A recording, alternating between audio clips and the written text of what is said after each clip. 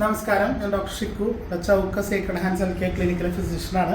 നമുക്ക് 1.5 മാസം മുമ്പ് വന്ന ഒരു lipodermatosclerosis complicated stasis ulcer due to chronic venous insufficiency, അതായത് കാലിലേക്കുള്ള വീനസ് ഡ്രെയിനേജുകൾ ഒരു ആക്സിഡൻറ്റ് മുഖാന്തരം അതിലെ ഉള്ള പെർഫറേറ്റർ ആൻഡ് സൂപ്പർഫിഷ്യൽ വെയിൻസിൽ കേടുപാടുകൾ സംഭവിച്ചുകൊണ്ട് ഫർദർ ലിപ്പോഡെർമാറ്റോസ് സ്ക്ലിറോസിസ് ആവുകയും സ്കിൻ തിന്നിങ് കാരണം ഒരു സ്റ്റാസിസ് അൾസർ രൂപീകരിക്കുകയും ചെയ്ത ഒരു വൂണ്ടാണ് നമുക്ക് 1.5 മാസം മുമ്പ് വന്നത്. സ്റ്റെബി എന്ന് പറയുന്ന പേഷ്യൻറ്റിൻ്റെയാണ് ഈ വൂണ്ട് ക്ലിയർ ആയിട്ട് കാണാം. നമ്മളിപ്പോൾ 1.5 മാസം തികച്ചുള്ള കറക്റ്റായിട്ടുള്ള ട്രീറ്റ്മെൻറ്റ്, സർജിക്കൽ ഡീബ്രൈറ്റ്മെൻറ്റ് ഇതെല്ലാം ചെയ്തതിനു ശേഷം ഇപ്പോഴത്തെ കണ്ടീഷൻ എങ്ങനെയാണെന്ന് നമുക്ക് നോക്കാം. ഒന്ന് സൂം ചെയ്തോ.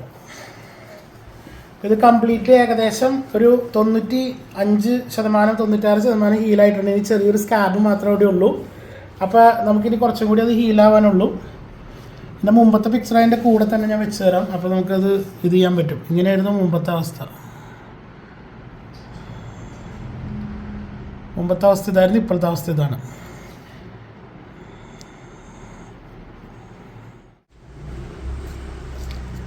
ഇതാണ് സ്റ്റെബി. ബ്രോ ഇപ്പോൾ എന്ത് തോന്നുന്നു, പറഞ്ഞു.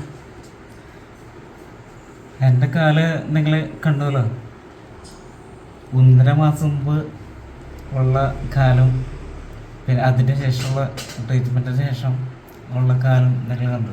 നല്ല വ്യത്യാസമുണ്ട്. ഡോക്ടർ പറഞ്ഞ പോലെ ഇതുവരെ വരാൻ പറ്റിയിട്ടില്ല.